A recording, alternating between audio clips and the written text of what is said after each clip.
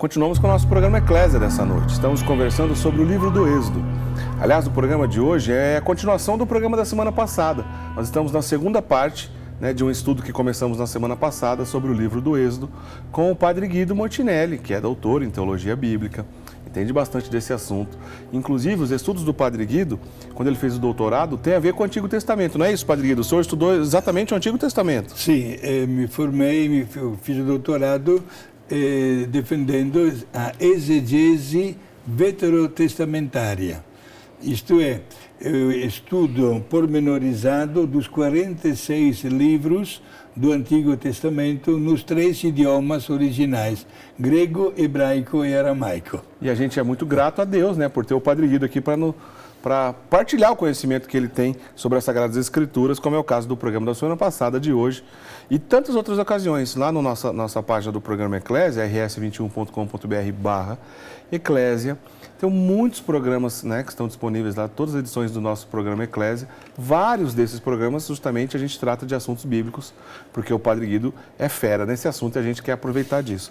Aliás, rapidamente quero agradecer os nossos queridos amigos sócios, porque se não fossem todos vocês, queridos sócios, não era possível esse tipo de trabalho.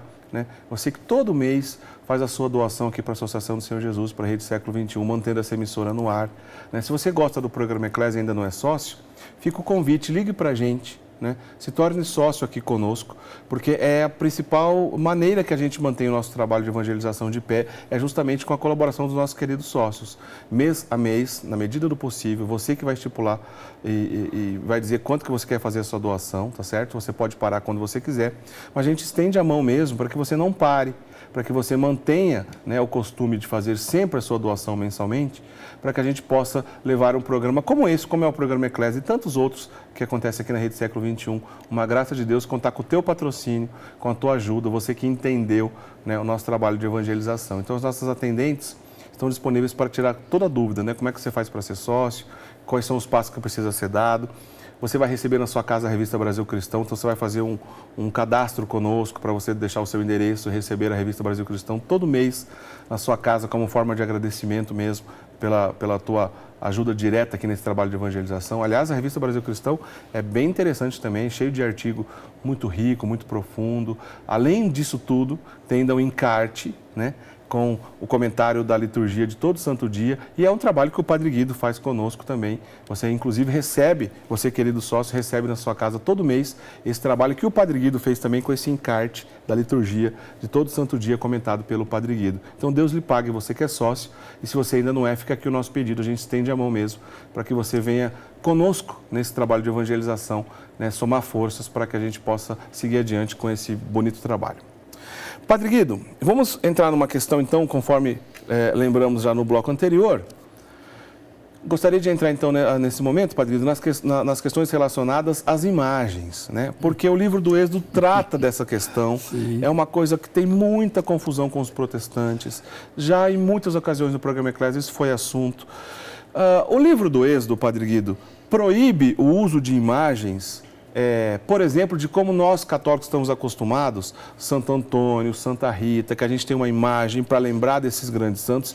O livro do Êxodo proíbe esse tipo de imagem? Explica para a gente essa confusão, Padre Guido. De jeito nenhum. Em primeiro lugar, Diácono Eric, meus queridos amigos telespectadores, nós já vivemos até com as imagens. Quem de nós não carrega consigo uma fotografia da esposa, da mãe, da namorada, dos filhos? Faz parte também da nossa cultura ter sempre alguém. Agora também todo mundo tem no celular, e no celular não pode faltar a imagem também das pessoas mais queridas da família. Duas são as citações bíblicas neste mesmo livro do Êxodo que dão uma orientação bem clara de como deve ser a postura da pessoa humana diante das imagens. Êxodo, capítulo 20, versículo de 1 a 5.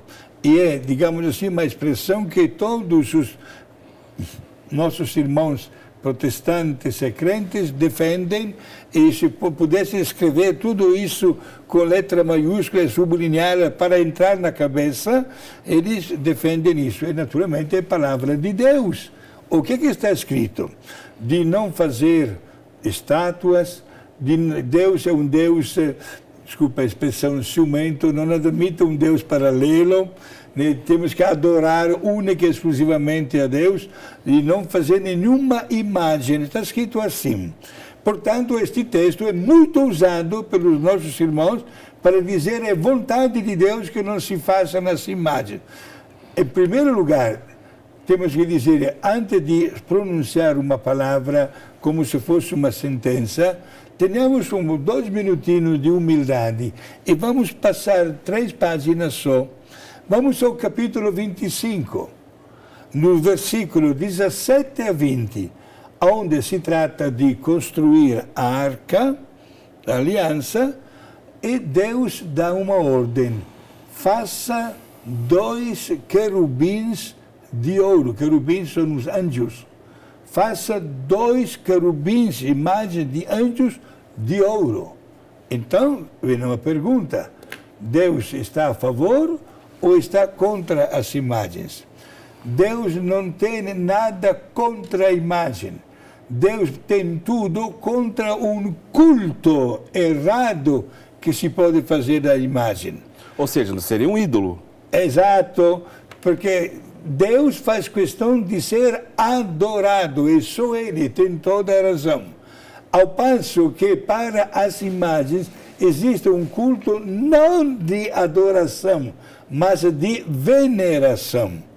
Quando nós notamos a imagem de um santo, de uma santa, e somos capazes até de fazer um belo pedido de oração, porque queremos que esta santa, este santo, intercedam por nós, e nasce espontâneo o desejo de imitar as virtudes daquele santo, daquela santa.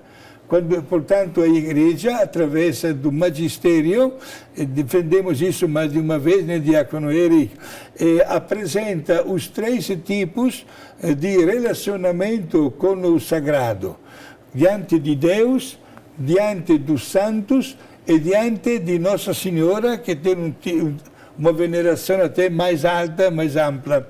Diante de Deus, em língua latina, existe o culto de latria.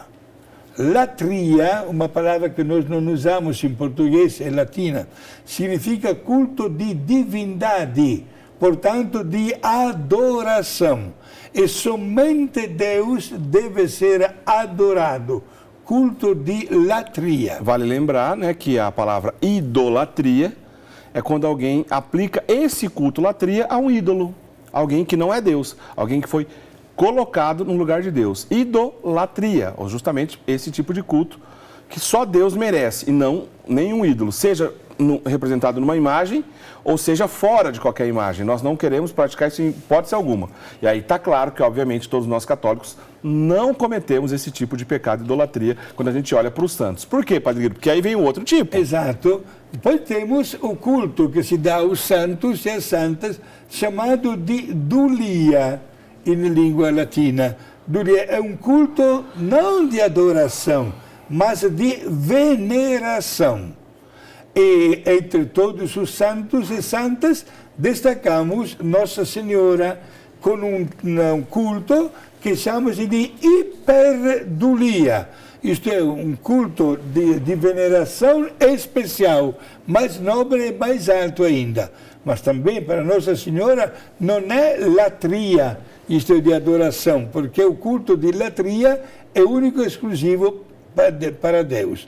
Aqui vem agora uma profunda reflexão. Qual? Acontece que nem sempre Deus ocupa o primeiro lugar diante do nosso culto religioso. Talvez somos capazes, minha gente, não quero que ninguém fique magoado, de fazer até grandes renúncias pessoais para não perder a emoção de um capítulo da novela, ou de um jogo de futebol, ou de uma comida especial em ocasião de uma festa, ou de um sapatinho da última moda, ou de um animal de estimação. São os famosos, ou tristemente famosos, mecanismos de defesa, que a Igreja usa esta palavra, isto é, os falsos deuses, bota também o dinheiro no meio. os falsos deuses que acompanham a nossa vida e que não nos ajudam a construir de verdade o nosso modo de ser e de agir como cristão. Por isso, né, respondendo mais uma vez a esta pergunta, Deus não tem nada contra a imagem. A imagem, pelo contrário, é um grande estímulo para pensar naquela pessoa querida. Imaginamos uma fotografia, né, aquele santo, aquela santa, as virtudes que caracterizaram essas pessoas quando estavam aqui junto conosco na terra, que Deus chamou para si. Deus faz questão de receber o culto de adoração.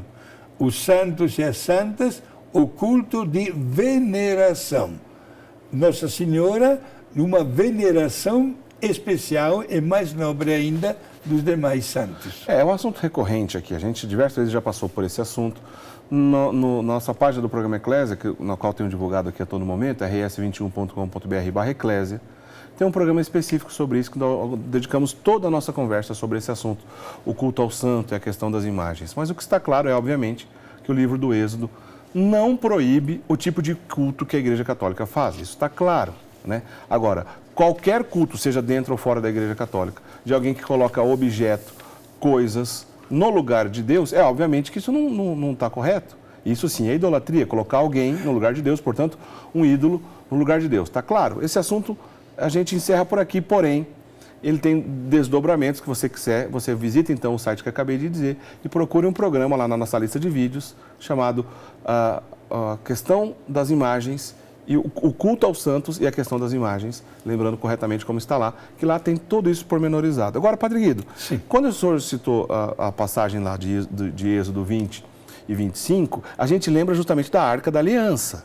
né? Que é justamente onde os querubins foram colocados. Conta mais um pouco para a gente o que representava a Arca da Aliança para aquele povo. Exato. A Arca da Aliança é, digamos, um andor de vidro sustentado por anjos, que mesmo Jesus mesmo dia mandou construir.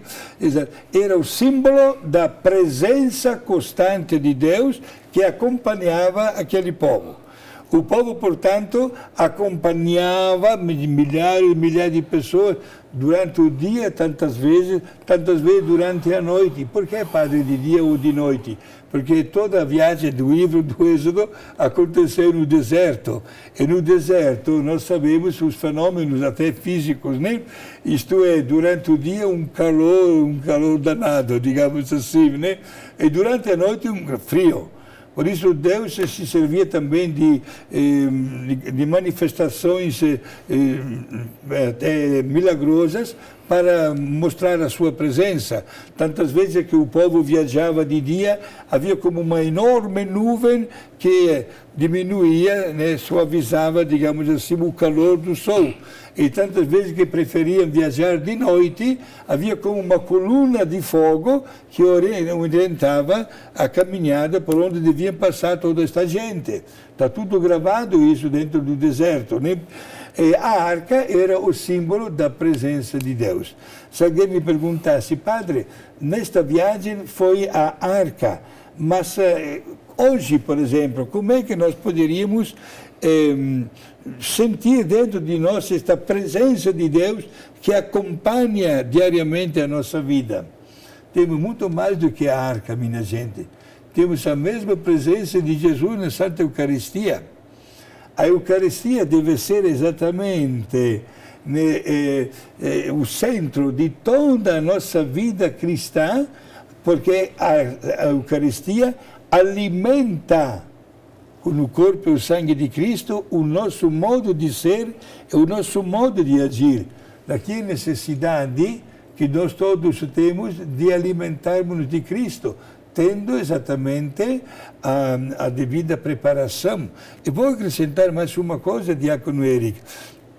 Exatamente diante da passagem da arca como documento histórico do Antigo Testamento, diante da mesma pessoa de Jesus, que se doa na vida sacramental aos apóstolos, que o magistério da igreja não ficou indiferente e acabou formulando também o catecismo.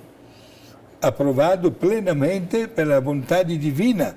E o centro também do catecismo é exatamente o relacionamento da pessoa humana com a Eucaristia.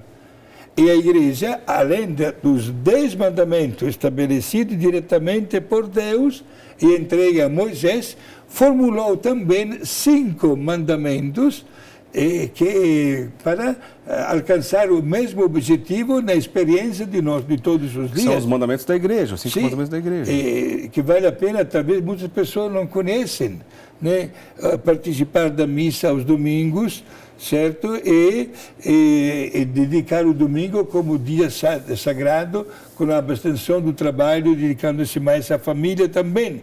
Depois, confessar-se pelo menos uma vez ao ano e receber a Eucaristia em ocasião da Páscoa. Também está aqui. Depois, ajudar também as obras da Igreja, como também mais um mandamento da Igreja, fazer aquele jejum nos 2 momentos do ano litúrgico que a Igreja manda, isto é, no começo e no fim da Quaresma, na quarta-feira de cinza e na sexta-feira santa. São mandamentos da Igreja e olha, a Eucaristia como centraliza também estes mandamentos religiosos, porque são a vida do cristão. Padre Guido, a gente está caminhando para o final do nosso programa, mas acho que dá tempo de mais uma questão, que é justamente no capítulo 35 do Êxodo, onde fala do descanso, né? O descanso semanal em honra a Deus. Naquela ocasião, foi estipulado um dia da semana, mas nós cristãos temos o hábito de usar um outro dia da semana. Sim. Explica pra gente isso, e também é uma outra distorção muito presente na discussão com os protestantes. Sim, exato. Explica, por favor. Até o ponto que até hoje, diácono Eric, a igreja desses nossos irmãos protestantes que não admitem a mudança que houve. Bom, Deus criou a humanidade, criou o mundo inteiro, e está citado no capítulo 35 deste livro, são 40 capítulos, pode conferir, exatamente a necessidade do descanso semanal em honra de Yahvé. Portanto, deve ser um dia sagrado para o Senhor. Abstenção do trabalho, da escola, das nossas crianças, curtir mais a nossa família, marcar a nossa presença na Santa Missa, etc. Né? Agora, Deus escolheu, no Antigo Testamento, o sábado. O sábado era sagrado. Agora, não esqueçamos que Jesus disse mais uma vez de não sermos escravos do relógio, que não existia naquela época. Isto é, não fazer uma obra de bem porque hoje é o dia de sábado, não. Porque há algumas atividades que mesmo no dia de feriado, o dia de abstenção do serviço, é necessário que sejam realizadas. Em termos práticos, imaginamos que alguém de nós passe mal e vai ser levado para o hospital, faltaria só de encontrar a portaria fechada com o bilhete, não tem expediente porque é dia festivo. Não, é contra a lógica, né? Agora, o dia de descanso semanal para dar glória a Yahvé, a Deus. Estava estabelecido o dia de sábado, marcado neste livro, inclusive do Êxodo. Agora, veio Jesus, e o episódio que marcou, digamos assim, a explosão da fé e a aceitação total da doutrina, aconteceu de domingo. Qual? A vitória de Jesus sobre a morte. Jesus ressuscitou de madrugada de domingo. Portanto, os cristãos, ainda nas primeiras comunidades cristãs, passaram a comemorar o dia do Senhor, não mais no sábado, mas no domingo, lembrando que foi de domingo que Jesus venceu a morte. Esta passagem não é contra o rigor do dia do sábado. O domingo é o dia do Senhor. Inclusive, vem da língua latina dies dominicus, dia do Senhor. Né? E cabe a todos nós santificar o domingo com a Santa Missa,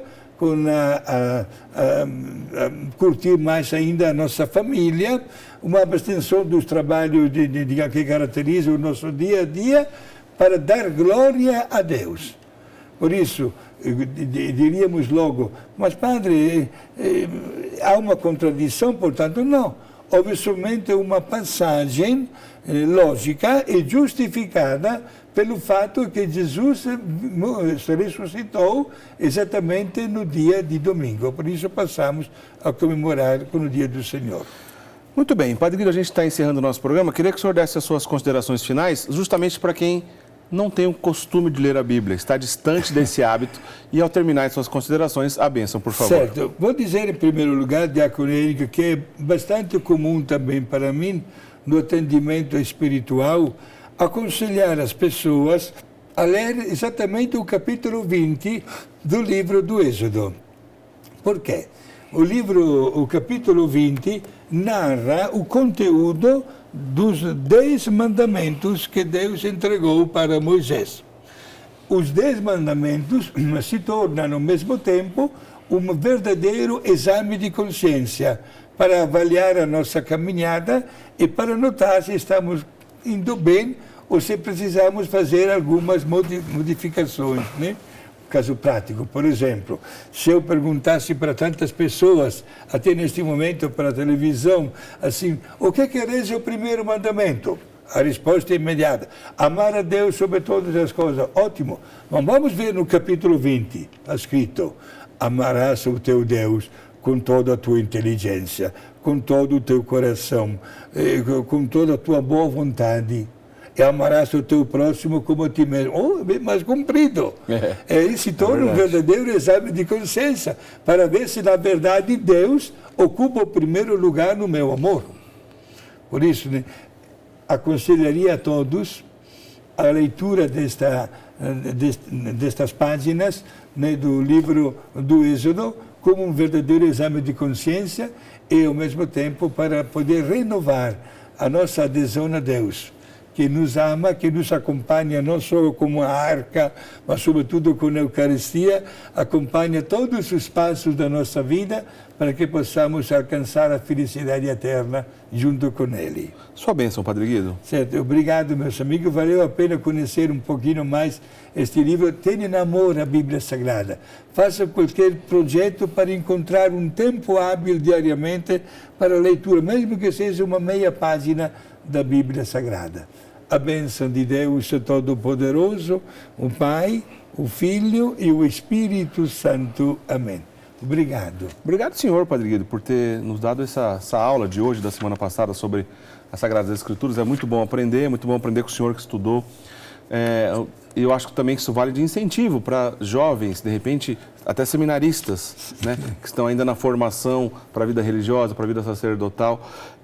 Não esquecer essa parte importante também. Quem sabe gastar os seus estudos, o seu tempo, para se aprofundar nas Sagradas Escrituras. O Padre Guido fez isso. E a gente, obviamente, vê o Padre Guido com um ministério tão bonito, sacerdotal, fecundo, enfim, é muito interessante ver isso. Eu tenho certeza que esses estudos que ele fez estão inseridos nessa beleza da sua vocação, né, Padre Guido? As coisas estão interligadas, obviamente, eu tenho certeza que o senhor percebe isso também, né? Mas percebo e agradeço a Deus que me dá esta possibilidade de usar os meios de comunicação para que a verdade divina seja conhecida e amada. Obrigado, gente. Vale a pena mesmo louvar a Deus diariamente por tudo que Ele faz através de nós como instrumentos de conhecimento da doutrina. E nós agradecemos a Deus por ter o senhor aqui conosco. Muito obrigado, Padre Guido. Até a próxima oportunidade. Nosso programa fica por aqui. A gente lembra, né? Curtam lá no Facebook, vai até a página do Programa Eclésia. Você deixa a sua curtida lá na nossa página do Programa Eclésia. Assim você aumenta também a possibilidade de mais pessoas encontrar o nosso trabalho através das redes sociais, tá certo? Um grande abraço, até semana que vem, se Deus quiser. Tchau, tchau.